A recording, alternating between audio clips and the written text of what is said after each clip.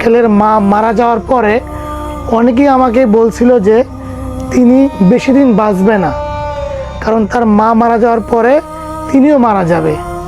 আসলে কথাটা কতটুকু সত্য আমি জানি না, কিন্তু তার মা মারা যাওয়ার পরে তিনি খুবই অসুস্থ হচ্ছে, ঘন ঘন অসুস্থ হচ্ছে। এই যে তার জ্বর, তার মা বেঁচে থাকা অবস্থায় আমি তার জ্বর দেখিই নাই, কখনোই জ্বর হয়নি। তার মা মারা গেছে গত 12 তারিখে। এরপর থেকে তিনি মাঝে মাঝে অসুস্থ হচ্ছে, জ্বর আসতেছে আর প্রতিনিয়ত বাথরুম করতেছে।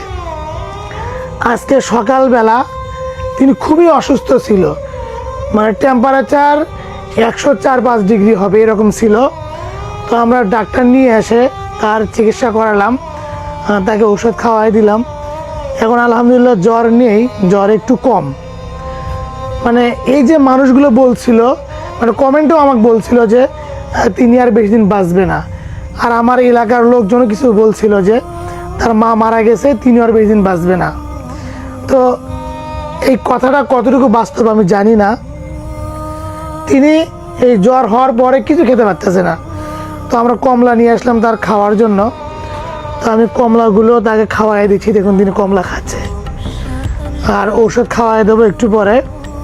তো আপনি একটু দোয়া করবেন এই প্রতিবন্ধী আঙ্কেলটা যেন সুস্থ হয়ে যায়।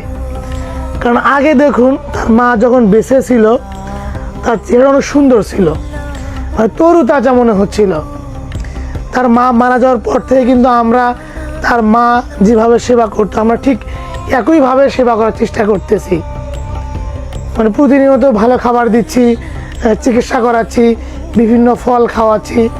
এরপরেও দেখুন তার শারীরিক যে মানে অসুস্থতা, এটা তিনি লেগেই আছে। উনি মনে হয় ঘুমাবে। আচ্ছা ঘুমা।